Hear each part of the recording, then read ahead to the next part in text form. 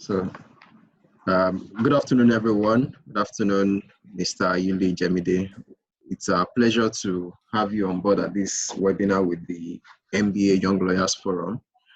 This is one of the modest efforts we are making in trying to help young lawyers across Nigeria build capacity for greater efficiency and effectiveness in legal practice.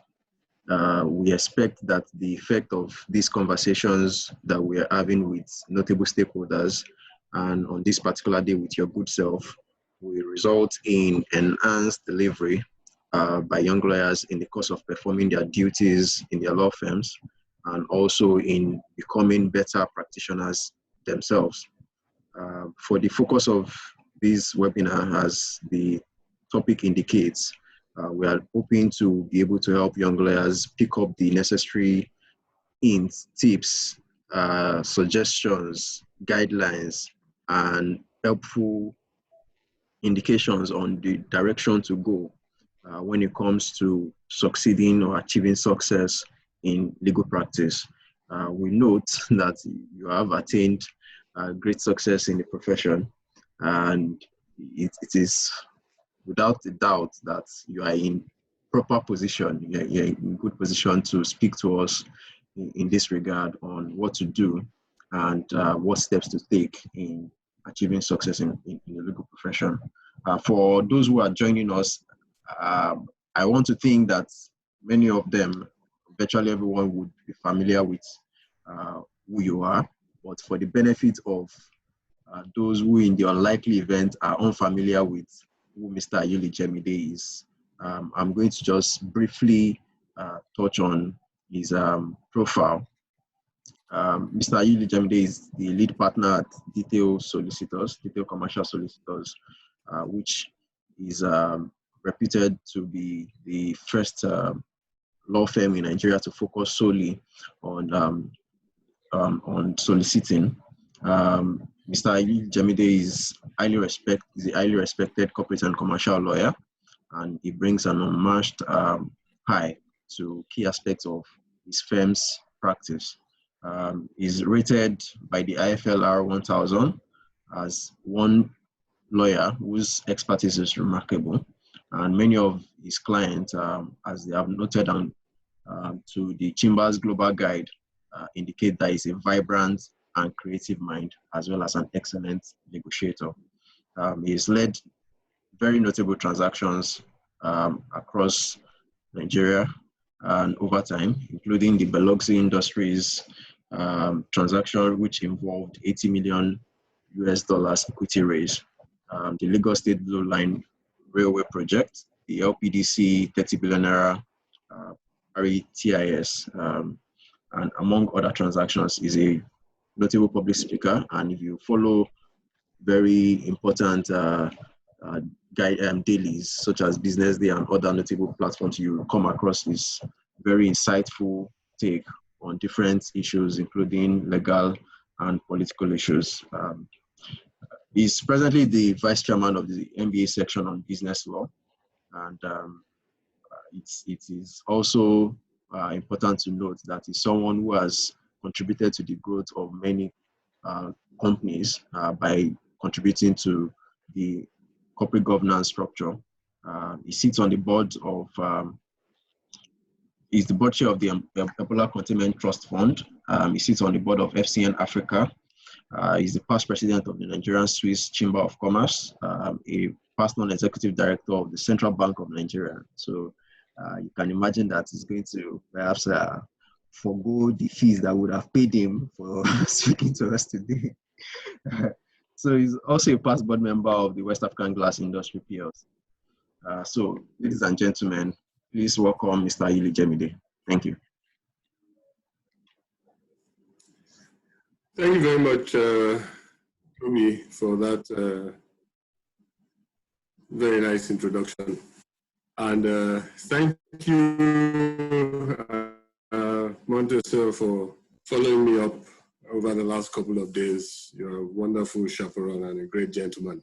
So I thank the MBA YLF for inviting me to give this talk. I'll spend the next few minutes just sharing nuggets on this subject matter of what you need to succeed in the legal market.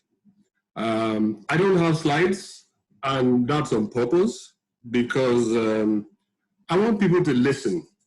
I want you to strain your ears a little bit. I find that people gain more when you have to really strain and follow than when you're looking at colorful slides. So you know, I don't have slides. I want you to listen, and that brings me to nugget number 1.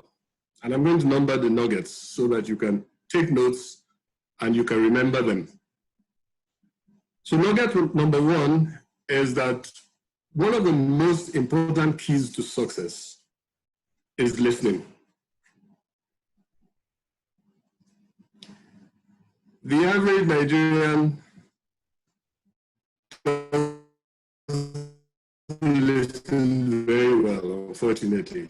You know, you get into conversations, you get down to it, you find out that they're both saying the same thing, but they were not listening to each other.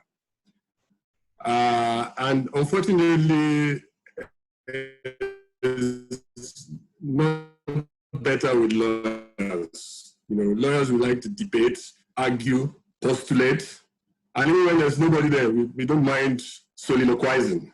We just love to monopolize conversations. And I want to tell you categorically that it's much better to be sound than to be loud. Those who speak sparingly at meetings and listen more, they tend to gather a larger audience. Now, there's a Chinese proverb that says, you know, we have 2 ears and 1 mouth, and, you know, we should use them in proportion, which means we should listen twice as much as we speak. And when we talk about listening, most people just think it's listening with your ears.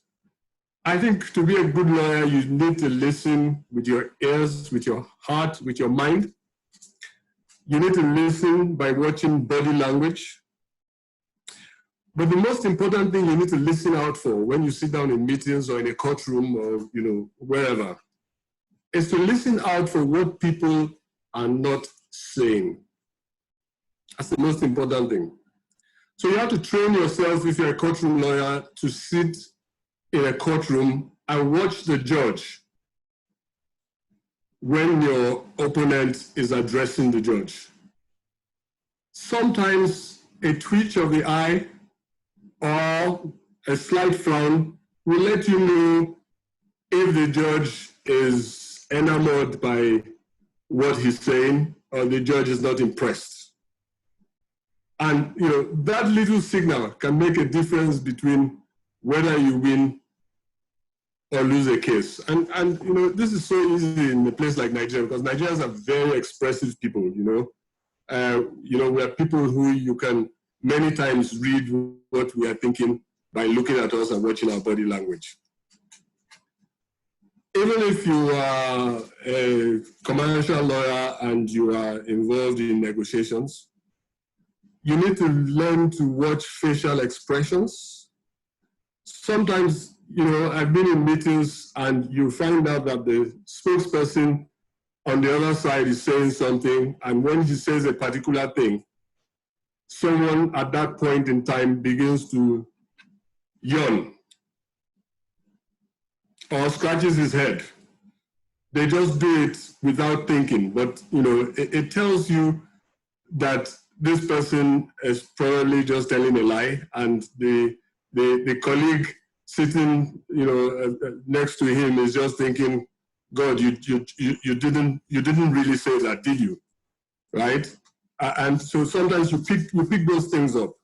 Have you noticed that sometimes when you go for meetings and you say something, before somebody responds to you, they start yawning? They've not been yawning all day, and suddenly they're yawning.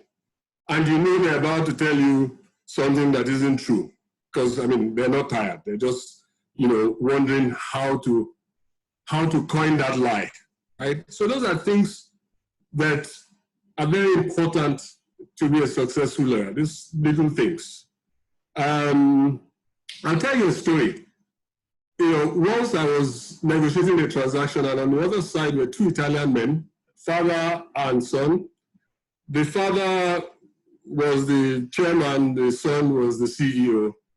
And the son was driving such a hard bargain. And at some point, it was obvious he was being unreasonable.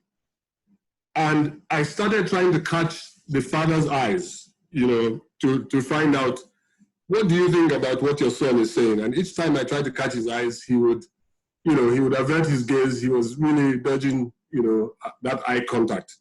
And at some point, he folded his arms. And at that point, I knew that he just wasn't impressed with what the son was saying. So I said to them, I think you're being unreasonable, but, this is the right time for us to take a short break. Let me take a walk for a bit. And I was doing that because I knew that the father wanted to tell the son certain things, and it was good to excuse them, leave them, to talk. And as it happened, by the time I got back into the room, his attitude had changed, and we were able to close the transaction. So I think people should learn to listen. That's nugget number one. Nugget number two is you must have your own definition of success. We're all talking about success, and sometimes people like to define success by what the other man has achieved, or what they see the next door neighbor doing. I think people should have their own definition of success. It always depends, on, you should always ask yourself, what do I need to achieve in this endeavor for me to say that I'm successful? And then you should set your eyes on those targets. For example, if you're a human rights lawyer, you may not set your eyes on making a lot of money. Wealth may not be your target. Your success will be the network that you build and your value to society. Nelson Mandela, for example, was a lawyer, and before he got imprisoned, he devoted most of his practice to fighting the apartheid regime. I don't think he died rich. He didn't die poor anyway, but I mean, his name didn't hit the Forbes list. But that's one man that will never be forgotten. And then there are people who are institution builders, right? And, there are people who say, well, I want to build an institution that will, outlive me. And, that's their target. That's their own definition of success. While you may have a solo practitioner who says, I just want to make enough money and retire. Once I retire, I can shut down this practice. It doesn't matter. It doesn't have to continue. As long as it has served the purpose till I'm age 60 or 65 when, I'm ready to retire. None of the, if the institution builder builds an institution, he'll be successful. If the solo practitioner, is able to achieve his goal of, amassing wealth, and retiring at 60, 65, he too will be successful, right? That said, it's a major myth when people think that, the largest law firms have the richest partners. It's a lot of times it's not true. There are some solo practitioners who, make pots and pots of money, and they don't have to put much money into the business. They're not growing people. They're not training anybody. So there are different definitions of success. Now, some people would say, well, I want to have the largest number of lawyers in Nigeria. It's your goal. If you achieve it, then you're successful. Other people are pursuing number of offices. I want to have 12 offices within Nigeria. If it's your goal, you achieve it, you are successful. I mean, there's a firm that is called Wachtel in the US. Wachtel is spelled, I think, W-C-H-T-E-L. And then this firm, is not a large law firm by US standards. I think they typically have about 250 to 300 lawyers, which is, mid-sized by US standards. Large is 1,000 and above, right? But at any point in time, the Wachtel partners with one office out of New York, always top the chart in terms of, the highest income earners. And their associates are one of the best paid, probably in the top 3 in the US, right? And, you can't say they're not successful because they don't have 1,000 lawyers. They're successful, they've set their own targets, and, they've gone for it. Just to bring this home, when Detail was founded, I was clear about my definition of success. And it was 3 things. It was to build a business model that challenged the norms. And the norm at that time, 2004, 2005, was if you were not a full-service law firm, then you were not in practice. You had to have a full-service law firm where if there was litigation, you could go to court and then you could come back in the afternoon and handle clients on both sides, either litigation or commercial work, right? So that was one of my goals. The second thing was building people. I just felt that we should have a firm that anybody that comes through, even if they stay for 1 year or 2 years, they should end up living as better professionals, and their values should be affected by the way we do business.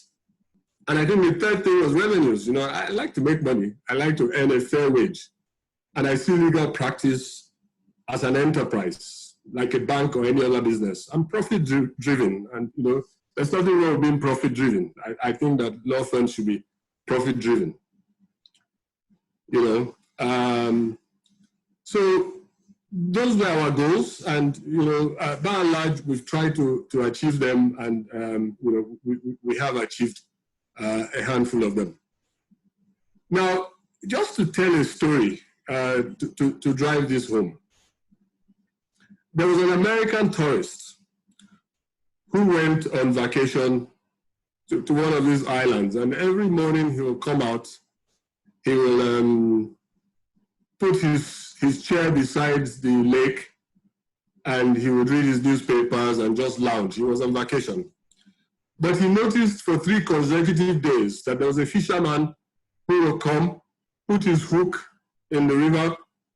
As soon as he catches one fish, he will wrap off his hook and go home.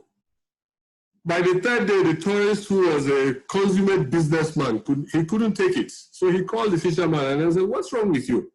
And the fisherman said, "What have I done wrong?" And he says, "Why don't you stay longer and catch a few more fish?" And the fisherman asked him, "And after that, what?" And he says, "After that, you'll be able to save enough money and buy a canoe so you go out and catch even bigger fish, you make more money." And the man said, "After that, what?" He says, "After that, you'll be able to save some money, put it in the bank, take a loan from the bank, buy a big fishing trawler, and then you will go out there, you'll be a big fishing magnate, you'll be really rich, stinkingly rich." And the fisherman says, "And after that, what?" And the man said to him, "After that, you can retire and take it easy." And the fisherman said to him, "But that's what I'm doing now, taking it easy. Why do I have to go all that journey to come back and take it easy?" So the fisherman's definition of success was, as long as I can catch 1 fish a day and feed my family, I'm successful. So there are different definitions of success. Nugget number 3, always set targets and write them down. Always set targets and write them down. And when people talk about targets, if you go to consultants and all the life coaches, they've come up with this thing they call SMART targets. SMART, S-M-A-R-T, which means S stands for specific. Your targets need to be specific. M stands for measurable. Your targets need to be measurable. A stands for attainable. Your targets need to be attainable. R for relevant. Your targets need to be relevant. And then the T is for time-based. You need to set a time within which you want to achieve these targets. Now, interestingly, I agree with all of them except the A that says your target must be attainable. I'm of the view that that should be a U. Your target should be unattainable. It should seem unattainable. You should set a target that scares you a bit. Why do I say so? I'm a firm believer that life is like an elastic band. You never know until you stretch it. So if you don't set targets that stretch you, it will be difficult to achieve your full potential. In January 2005, when we started Detail, we wrote down our goals. And one of the goals was to be top 10 corporate commercial law firms in 10 years. And I think God has helped us and we've gotten there. But in 2005, it seemed unattainable because at that time, you know, we were competing, I was competing with people who went to the best schools, had masters and all the degrees from the best schools abroad, you know, and at that time I just had my LLB from University of Benin. I was competing with people who had first-class degrees and, you know, my grades were really nothing to write home about.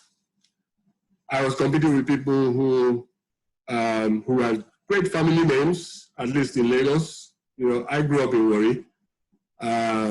My family name may ring a bell in Warri, but it surely didn't ring a bell in Lagos.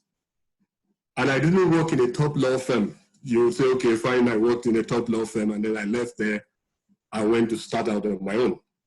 And at that time, you know, it was obvious that a few firms had cornered the market for commercial work, and so it seemed. And, you know, one day I was sitting in the office and I was talking about, you know, where Detail will be in so many years' time.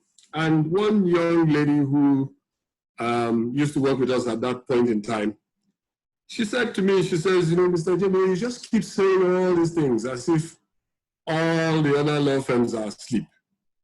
And it was a genuine question. I mean, she asked that question from the bottom of her heart because the facts on the table, you know, didn't seem encouraging.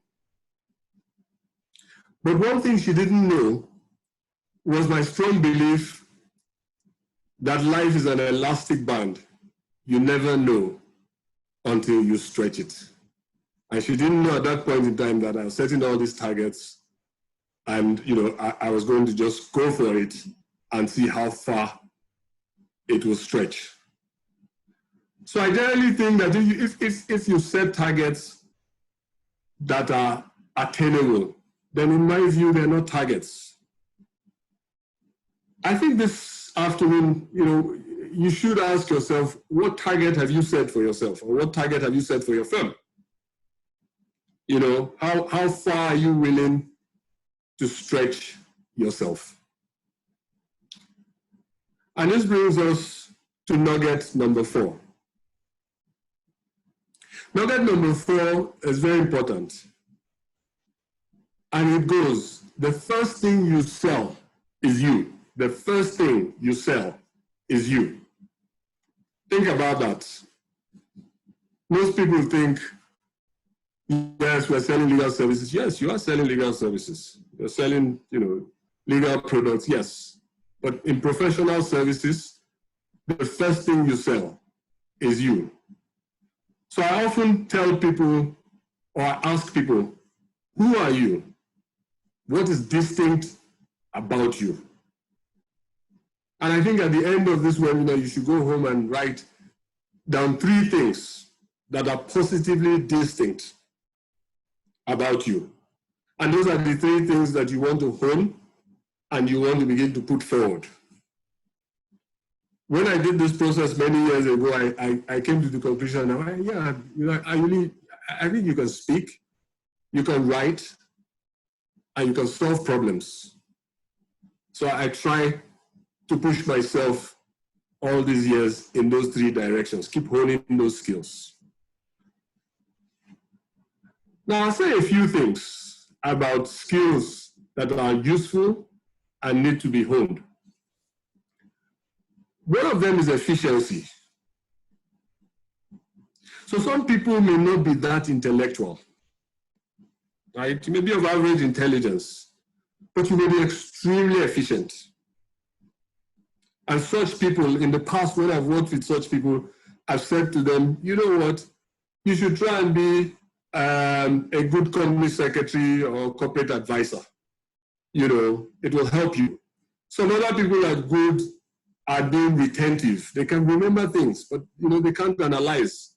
But if you give them a file, they remember everything in the file. And I remember one gentleman I worked with some time ago, and I said to him, I think you should go and try litigation because, you know, you will do very well there. You will be someone who will stand in a courtroom and you remember what the witness said 2 years ago. You remember the exact page of the file and all that. And, you know, he left and went to a litigation law firm. And a couple of months later, he called me to thank me that I gave him very, very good advice, right?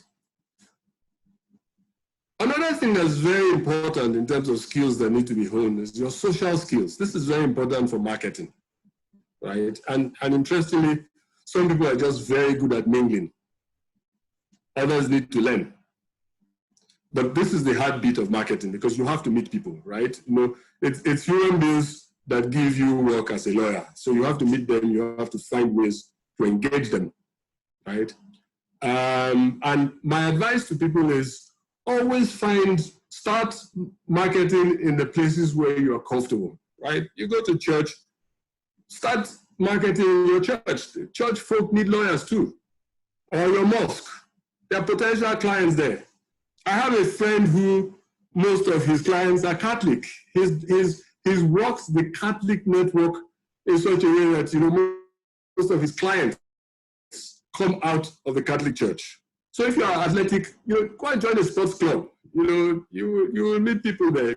If you are arty, go and join the Museum Center. You know, if you love adventure, join a travel club. Just, you need to do something and get a life that then helps you to hone your social skills and bring in clients. And while we are at it, let me talk for a minute about what I call the likability quotient. This is my own coinage, the likability quotient.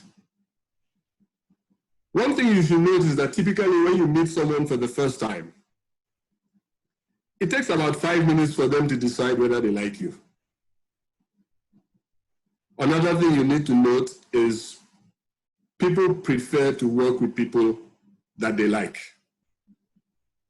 So in a situation where you are pitching for a job and, you know, the other guy and yourself are of the same intelligence, you have the same pedigree in terms of work done and all that, you know, the client will just pick the person that he likes. And sometimes you may even be slightly more intelligent than the other guy, but the client will go for the other guy because he just likes this other person. So this is very important. This is very, very important. And one thing I say to people is, you know, you need to work on those areas that tend to rub people the wrong way. So for example, if you know you're a very finicky person, right? Sometimes when you go and have dinners with people, you know, you can come out not looking so good, right? I had an Indian client long time ago, and each time he took me out to dinner, he will take me to an Indian restaurant and I will eat everything he offers me. If he puts garlic on the plate and he mashes it and says it's good for you, I will say, yeah, I think it's good. It's very many times I'll come out reeking of garlic, but, you know, I would, you know, those days were coming and we ended up becoming great friends, right? And the garlic actually didn't do anything. You know, there was no downsides to eating the garlic. To be honest with you, now I even love garlic and I actually developed a taste for Indian food just from relating with him. So one thing I'll say to you is that, you know, first impressions are lasting impressions. And I'll tell you a story. This is a story that my father has told, and he's told it so many times. You know, when he was in the UK studying law many years ago in the 60s, and he was looking for a little house to rent as a student. And every time he went out to look for a house, he would keep seeing these big signs in front of, the sign will say house to let, but at the bottom, it will say no dogs, no Irish, no blacks. No dogs, no Irish, no blacks. And my father said he knocked on one door, even though the sign said no dogs, no Irish, no blacks. I was a black man. He still went and knocked on the door. And the old lady opened the door and asked him to come in. And somehow or the other, the lady gave him the house. And weeks later, the lady called him and said, do you know why I gave you the house? He says, no. He says, because when I looked at you from head to toe, your shoes were well polished, your tie was well knotted, your everything was in place, and I noticed that before you came in, you scrubbed your feet on the doormat vigorously to make sure you didn't bring dirt into the living room. And the lady said, she thought to herself, these blacks too are also clean. Why do we say no blacks, right? But that was the first impression. So first impression matters. So we need to be careful. You know, sometimes you go for meetings and there's bread in your teeth. If you know you're a smoker, when you're going for an important meeting, keep the smoking till after the meeting. Some people get turned off by the smell of smoke on your shirt. So you just need to be sensitive about things that put people off. On a lighter note, there was a salesman who came back after a long day out. And his boss said to him, did you get any orders today? And the salesman said, yes, I got 2. And the boss said, congratulations. What were they? And the salesman said, one customer ordered me to get out and stay out. The point here is, you know, let's try to do things so that when we get instructions from clients, it won't be an instruction to get out and stay out, because we've created a wrong first impression. Now this brings me to nugget number 5. Nugget number 5 says, pick a vehicle that is ahead in your direction of travel and learn from its experiences. Pick a vehicle that is ahead in your direction of travel and learn from its experiences. So if you want to embark on a road journey, it's best to find out people who have plied that road or continue to ply the road. They're the best people to learn from. And many years ago, in about 2005, when I was going to start detail, I looked around and I picked a gentleman you all probably know. His name is Benga Rebode. I never met him before. I sent him an email and I said, I want to meet you, sir. And he gave me an appointment. And I basically just went into his office to cut a relationship with him, because I thought this man will have so much wisdom. If only I can open that door to be able to ask him questions and ask him, how do you do this? And, you know, and learn from him. You know, it will be so useful to me. And we built a relationship after that until tomorrow, when I'm at a crossroad, he's someone that I will still call. And, you know, in fairness to him, you know, a lot of things he has told me has helped to build my practice to date. There's a Chinese proverb that a single conversation with a wise man is better than 10 years of studying books. So my question to you is, where are your wise men? Do you have wise men? Do you have people that you pick up the phone and call when you need to take a decision? And this brings me to nugget number 6. Intelligence needs diligence. Nugget number 6.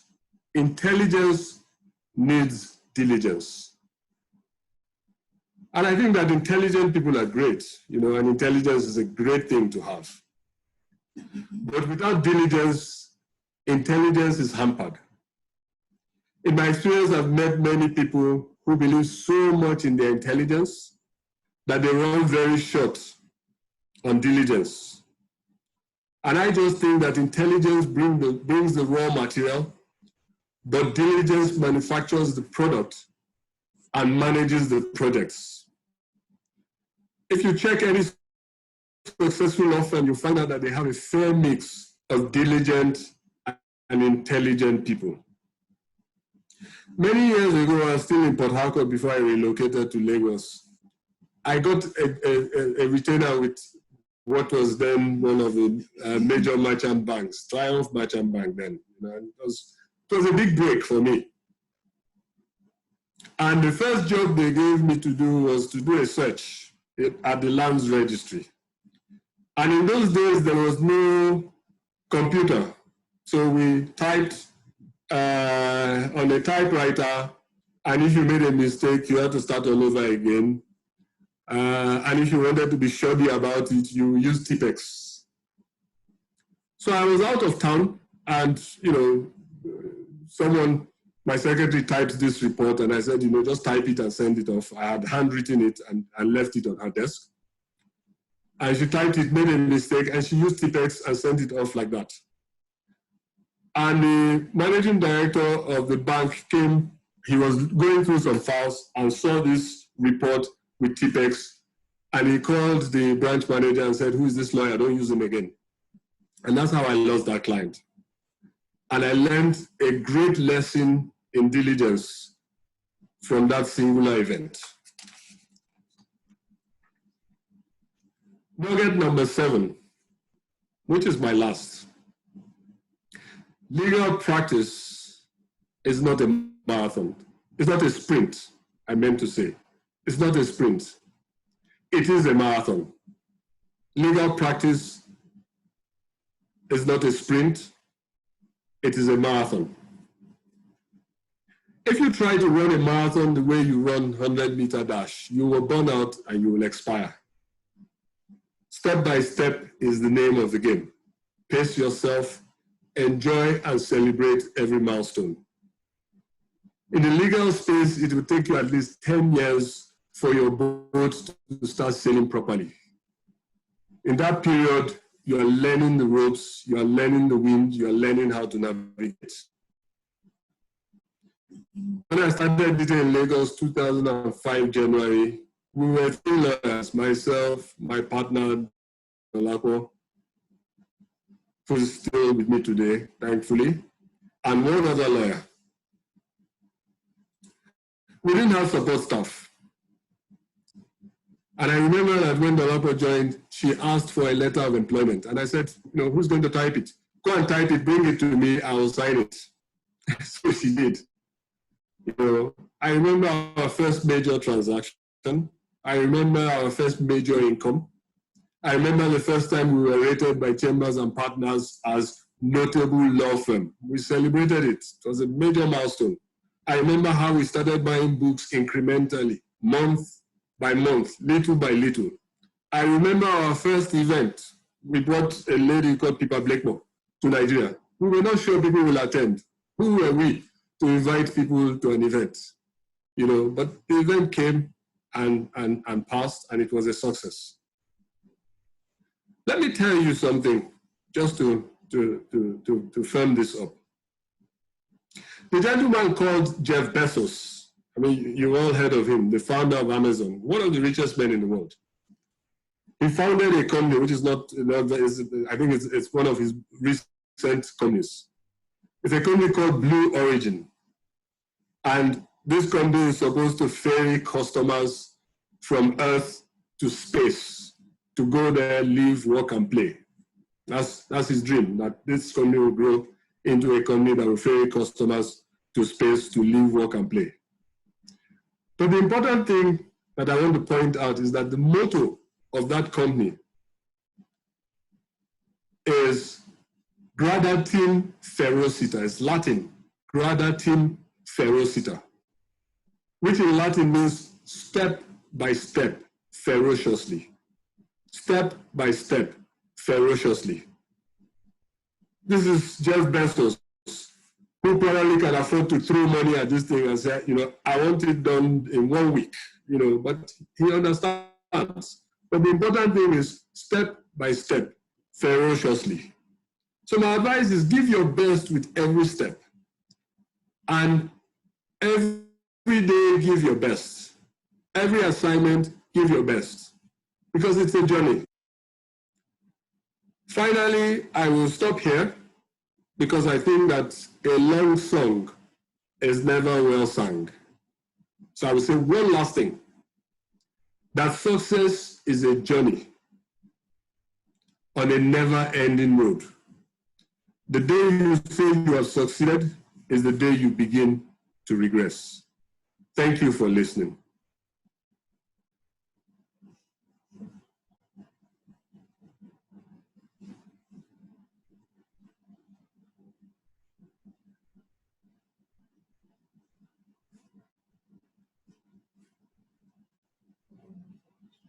Thank you very much, sir, for this wonderful presentation. Really enjoyed it. I took notes from the beginning to the end, and I must confess, this is really more than what we bargained for. So I'm really grateful for this. Okay, so as a follow-up question, please, for the interest of our listeners, please advise us on what do you suggest? Do you believe that young lads should go for further studies immediately after school, or they should exercise patience and try and get more experience before they go for further studies? Looking at your own journey, I remember you said when you started you had only an LLB from University of Benin, but later on you decided to go to the United States for your own LLM. So what do you advise? Should young lawyers go for the LLM early, or they should get more experience before going for LLM? I strongly advise that young people, not just lawyers, when you graduate, put yourself to work.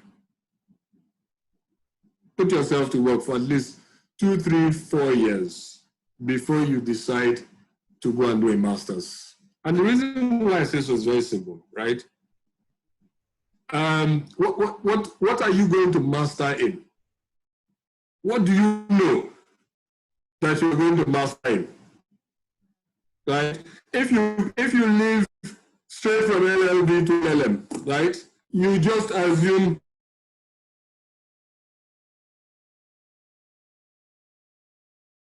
that's a natural. You will know if you decide to go and you understand what your strengths are, what you're interested in, right? And that's why a lot of people, they go and do an LLM, you will sit on their seats, LLM shipping, right? And,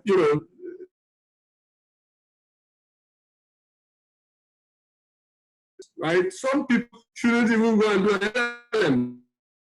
Some people so astute, they should be doing an MBA.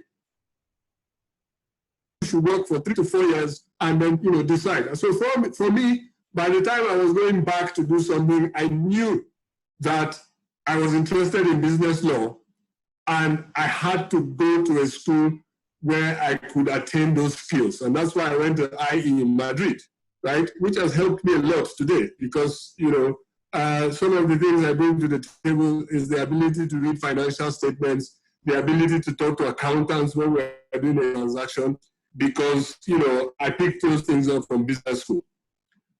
So thank you, Montessor.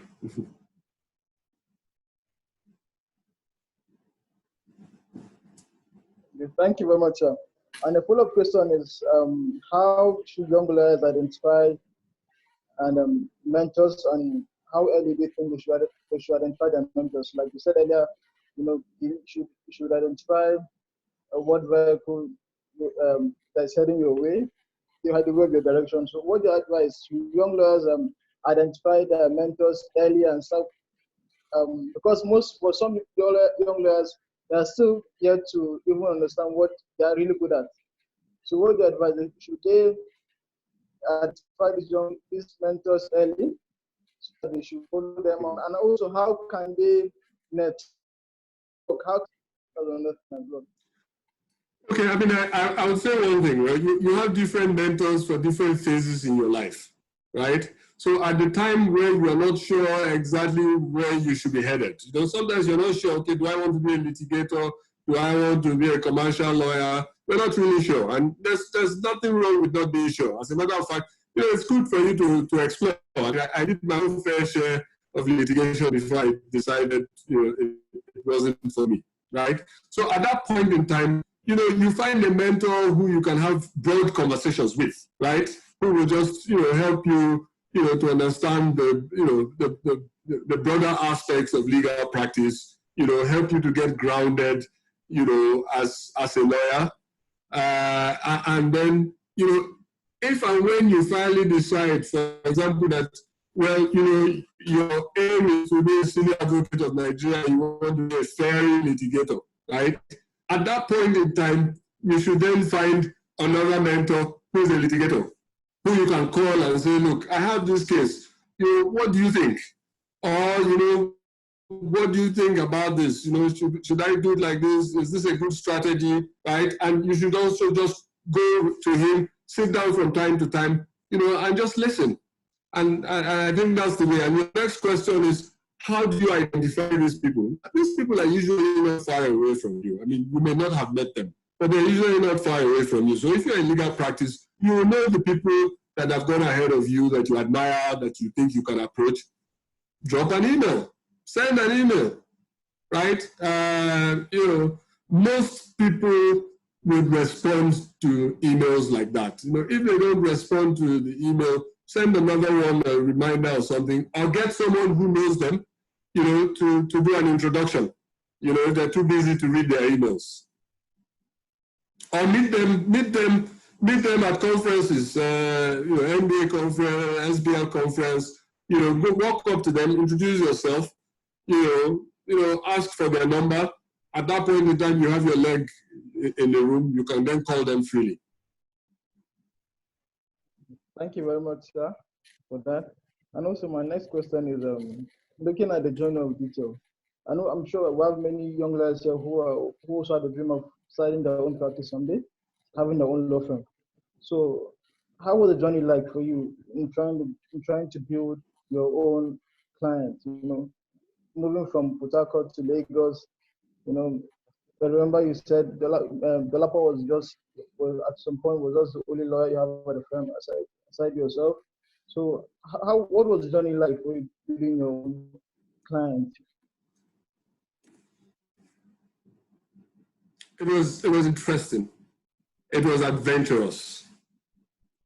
It was a journey of faith. I mean, you wake up every day and you just say, well, today we'll push the boundary and see, what today brings, right? There were many times that doors were slammed in my face. There were places I went to make a pitch, and someone says, "Oh, who you so and so law firm? Who are you?" And I couldn't really answer that question. Who are you? But I then developed an attitude of each time I walked out from a rejection, I would say to myself, I said, Ayuli, you're good at what you do, so it's their loss, right? And you move on, right? So it was a great adventure, and I'm glad that I went through that road. It has helped to mold me to who I am today as a person. Thank you very much, sir. Let me see whether Toby is around so that I can move. Toby, are you there? Toby. Yes, I'm here. All right, Mutasir, well done. I believe you've covered the field. I do not have any further questions. Thank you for that.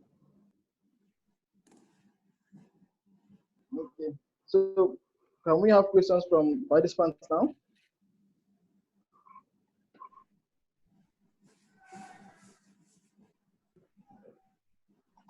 Toby. Yes, so someone wants to ask about winning briefs, gaining technical expertise, and networking.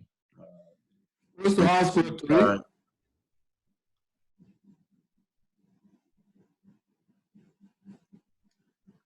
I didn't get the question, Toby. Okay, someone wants to know how to win briefs and gain technical expertise as well as network. How to win briefs, how to gain technical expertise, and then how to network. Yes, sir. Interesting. You know, I think I pretty much said that you have to meet people to get work, right? You know, the journey is first and foremost, you have to meet people to get work. And then as you build your credibility, you will now get into the referral space where, you know, you can be sitting in your house and someone will drop you an email and said, you know, so and so, you know, gave me your email address and I have so and so problem, right? So if you're starting as a young lawyer, you know, the way to network is just to find places where you can meet people. And I often call this the bees hive, right? So if bees hive is where you can find honey, right? And the different bees hive, you know, it could be a club, it could be an association, it could be your church, it could be your gym, you know, there are different places. But, you know, the most important thing is people go to these places and they take a back seat. So nobody ever sees you, nobody ever knows you, right? So how did I become president of the Nigerian Swiss Chamber of Commerce? I knew that one of the things that God has blessed me with is efficiency, right? So when I joined any committee, they say, oh, we want to set up a committee to do something, volunteers, my hand will be up, you know, and, you know, over time, you work with people on a committee, then you then realize, oh, this young man, you know, he always has bright ideas and he's always very, you know, quick to solve problems, you know, and before you know it, they start inviting you even when you don't volunteer. And before you know it, they start asking, oh, you know, why don't you be an officer in the Chamber of Commerce? So one day the vice resigned and the president called me and said, would you like to be the vice? And I said, sure. And that's how I became the vice. And then when the president's tenure was over, I became president. And I'm not sure I'm 40 yet, or probably in my early 40s. I think I was just heading 40. So, you know, that's the way. There's no, it's not rocket science, but it could be hard work. If you want to go to these meetings and you just want to pluck yourself against the wall and do absolutely nothing, it's going to be difficult. And I think that covers networking. The other thing is something about how to be technical, right? Was that the question, Tony? Yes, sir. That was the question. How to gain technical expertise, become a better lawyer. Expertise. I mean, it's something that you gain over time. But let me tell you something for free.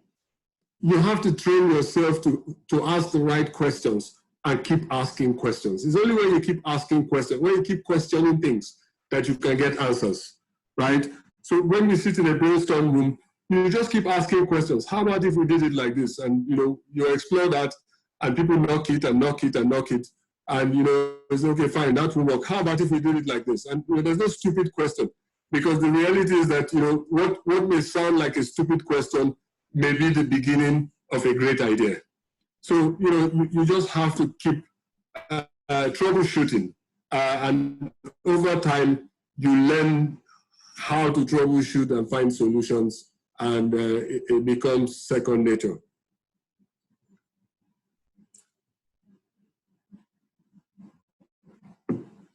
Toby, the next question. Yeah. Someone wants to know if Mr. Jemide would be reachable for mentorship session.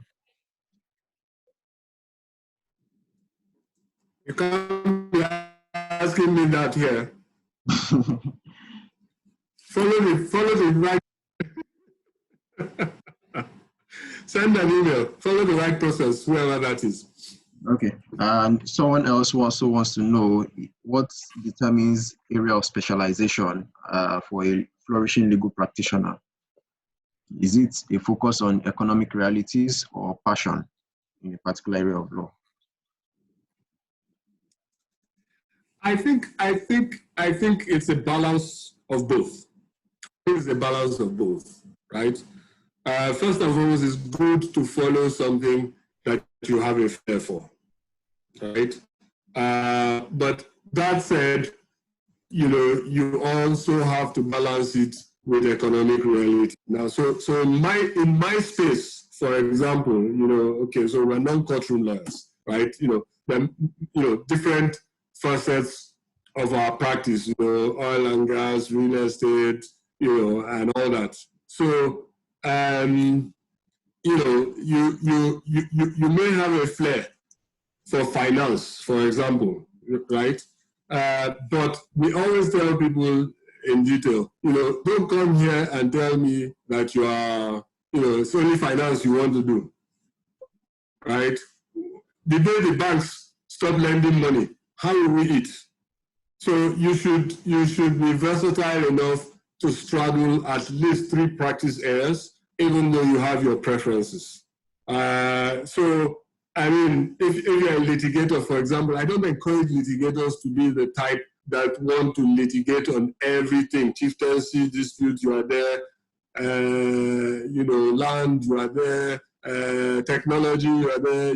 I don't encourage that. But that said, you should be versatile enough, to straddle a few industries in the litigation space, right? So yes, it's a balance of both.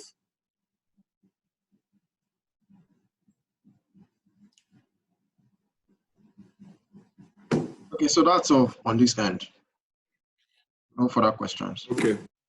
And I guess at this point, we would like to thank you so much, sir, for your time and for agreeing to do this with us. My pleasure.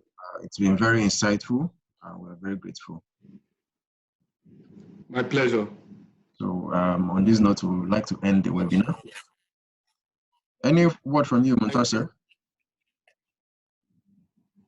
Yes, I want to, on behalf of the council and also on behalf of all the young lawyers in Nigeria, we are grateful to you for making our time to be here with us. Yes, and just like you, I hope to sit on board someday. I'm sure that's good for yes. Thank you so much. Thank you. God bless you. Thank you. We appreciate it. Bye.